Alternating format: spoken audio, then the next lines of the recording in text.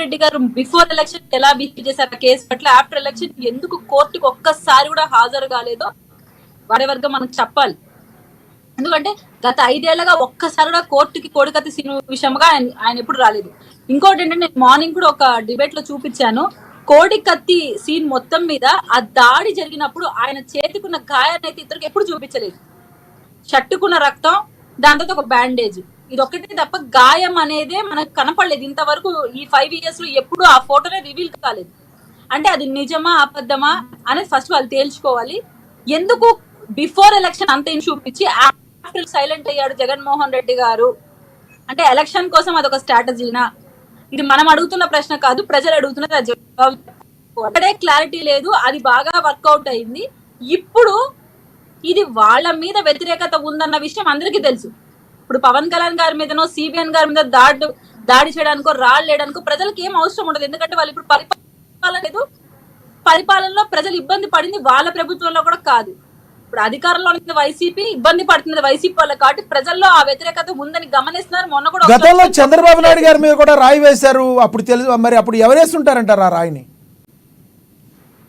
Sir ఎవరు వేసారు, ఎందుకు వేసారు అనడానికి అధికారంలో ఉంటే వ్యతిరేకత ఉంటుందంటే మనం ఒప్పుకుంటాం.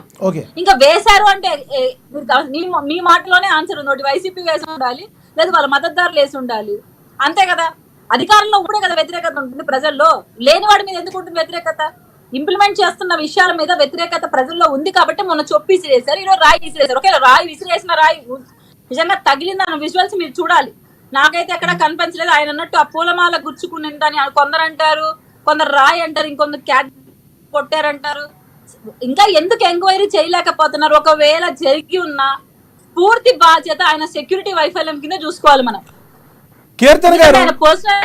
కీర్తన్ గారు, ఇది ఈ రోజుతో ఫుల్ స్టాప్ పడిందని మీరు అనుకుంటున్నారా?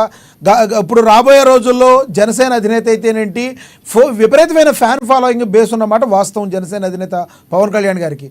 మరి ఈ టైంలో రానున్న రోజుల్లో మీరు ఎలా ఎదుర్కోబోతున్నారు? ఏదైనా రాయల దాడి జరిగితే మీ పరిస్థితి ఏంటి? మీరు ఎలాంటి చర్యలు తీసుకోబోతున్నారు? సెక్యూరిటీని ఏమైనా పెంచుకోగలిగారా? దాని గురించి కూడా చెప్పండి. Right question sir. ఎందుకంటే ఒక సీఎం కే సెక్యూరిటీ అంత పటిష్టంగా ఉన్న చోట ఆయన మీద జరుగుతున్నాయంటే పవన్ కళ్యాణ్ గారి మీద ఎంత వ్యతిరేకత వీళ్ళల్లో ఉందో వైసీపీ వాళ్ళకి మీకు తెలుసు. ఎందుకంటే ఆయన విధానపరంగా ప్రతి ఒక్క అంశాన్ని జరుగుతున్న లోపాలను ఎత్తి చూపిస్తున్నారు. ఆయన పైన ఎంత ఇబ్బందులు గురి చేస్తారో మీరు ఎక్స్పెక్ట్ చేయొచ్చు.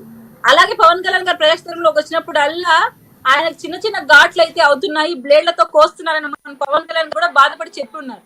అంటే ఎలాంటి ఇబ్బందులు సృష్టిస్తున్నారంటే నిన్న కూడా ఏదో రాయి విసిరేశారు ఆయన వారాహి మీద ఉన్నప్పుడు. సో ఇటువంటివి నానుడిగా అయిపోయి ప్రతిపక్ష నేతలు ప్రజల్లోకి రాకుండా ఉండడం కోసం వీళ్ళ అధికారులు ఏమో జీవాలు పాస్ చేస్తారు, వాళ్ళ అభిమానులు ఏమో రాళ్ళతో దాడి చేస్తారు. మీకు పర్టికులర్ ఈ డిబేట్ లో గుర్తు చేయాలి, గతంలో పట్టాభి గారి పైన వీళ్ళ అభిమానులకు అటాక్ చేస్తే జగన్మోహన్ రెడ్డి గారు ఇది తప్పు అని ఖండించకపోగా నా అభిమానులకు బీపీ వస్తుంది, నా మీద అభిమానంతో వాళ్ళని కొడతారు, దాడులకు పాల్పడతారనే స్టేట్మెంట్ పాస్ చేశారు. ఒక సీఎం గా మీరు యువతలో ఏం నేర్పించాలనుకుంటున్నారు, వాళ్ళతో ఏం చేయించాలనుకుంటున్నారు? అదే పవన్ కళ్యాణ్ గారు మాకు బాగా గుర్తుకుంది. అదే పవన్ కళ్యాణ్ గారు ఏమంటారంటే మిమ్మల్ని ఇబ్బంది పెట్టినా నన్ను ఇబ్బంది పెట్టినా మీరు సమన్వయం పాటించండి, దాడులకు పాల్పడే సంస్కృతిని ఏర్పాటు చేయకూడదు అని మాకు నేర్పిస్తున్నారు.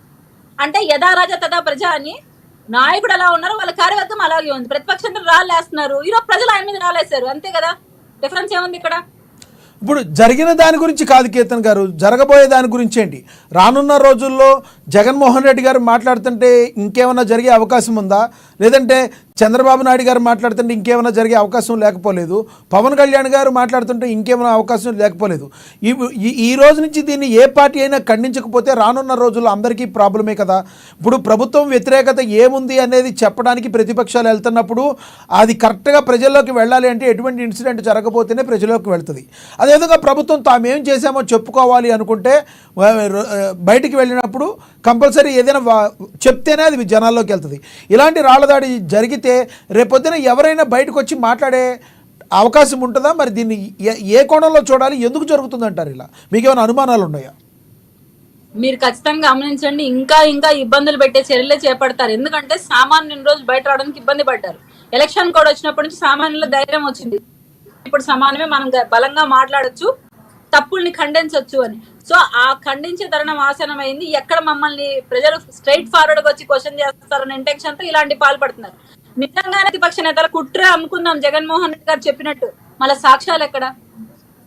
ఫస్ట్ ఆ విషయం ఆయన మాట్లాడారు. అంతమంది జనాల్లో సాక్ష్యాలు ఎలా ఉంటాయండి కీర్తన్ గారు? రావడానికి టైం పడుతుంది, వస్తాయి, రావడానికి టైం పడుతుంది కదా. 24 hours అవుతుంది. మీ సెక్యూరిటీ ఎంత పటిష్టంగా ఉంది, సీఎం గారు పోలీస్ వ్యవస్థ ఎంత గమనిస్తుంది, ఒక క్యాట్ బెల్ తో కొట్టే గారు అంత గురిగా తగలదు, అంత చేస్తుంటే గమనించకుండా కెమెరాలకు చిక్కకుండా ఉంటుందా? అసలు లైట్ ఎందుకు ఆఫ్ అయింది ఆ ఏరియా మొత్తము? పవర్ లేదు అక్కడ ఆ ఏరియాలో. ఎందుకు లేదు? సీఎం గారి కాన్వాయ్ వస్తుందంటే పర్టికులర్ గా వాళ్ళు గమనించుకోవాలి కదా.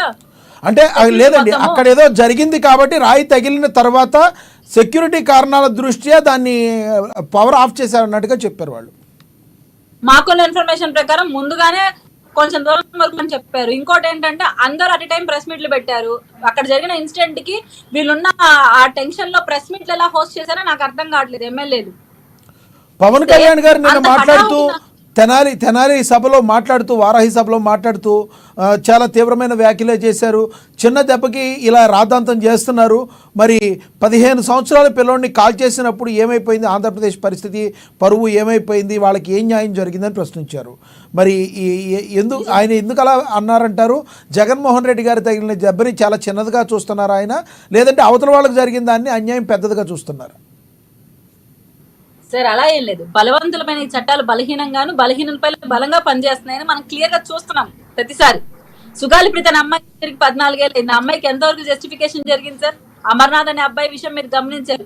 రీసెంట్ గా వాళ్ళ అక్కని ఏడిపిస్తున్నాడని ఒక అబ్బాయి వేరే వాళ్ళతో వైసీపీ కార్యవర్గంతో తప్పని చెప్పినందుకు అబ్బాయిని చంపేశారు. ఎంతవరకు న్యాయం జరిగింది సార్? సొంత భర్త ముందరే తాడేపల్లి ప్యాలెస్ దగ్గర ఒక అమ్మాయిని మానభంగం చేశారు. ఆ అమ్మాయి కేసుకి ఎంతవరకు న్యాయం జరిగింది సార్? ఈరోజు ప్రభుత్వ హాస్పిటల్లో మనం గమనిస్తాం, మన బోర్డులో ఎవరైనా వెళ్తే ఇలాంటి స్పెషల్ ట్రీట్మెంట్ ఉంటుందా సార్? నేను సీఎం గారికి అయితే పెద్ద సర్జరీ చేసినట్టు ఒక 20 మంది టీమ్ గా నిలబడి ఆయనతో సెల్ఫీ తీసుకున్నారు. ఇదే రకమైన ట్రీట్మెంట్ ఉంటుందా? చిన్నపాటి గీసుకున్నందుకే ఇంత లెక్కనే మాట్లాడుతున్నారు కదా. అదే అతి కిరాతకంగా 70 ఏళ్ల వయసులో చనిపోయాడు. కిరాతకంగా హతమార్చారని చెప్పాలి మనం. కానీ ఈయనకి ఎందుకు సార్ ఇంతవరకు ఈయన సోషల్ మీడియా కానీ ఈయన కానీ ఇంత బలంగా అప్పటి నుంచి ఫైట్ చేయలేదు? టిల్ 5 years అవుతుంది కదా, పైనే అవుతుంది కదా ఈయన గవర్నమెంట్ లోకి వచ్చి. ఒకటి కీర్తన్ గారు, జరిగిన దెబ్బని చిన్నది అని చెప్పడానికి 1కి 4 సార్లు మీరైనా జనసైనికులైనా లేదంటే టీడీపీ కార్యకర్తలను ఆలోచించుకోవాల్సిన పరిస్థితి. రేపొద్దున ఏదైనా జరిగే అవకాశం ఉంటుంది కాబట్టి మరి దాన్ని చిన్న కోణంలో చూస్తే వాళ్ళ కార్యకర్తలు ఎలా ఉంటారో, రేపొద్దున మరి ఏ రకంగా ముందుకెళ్తారో, ఈసీకి ఏమైనా కంప్లైంట్ చేస్తారా మీరు? ఏంటి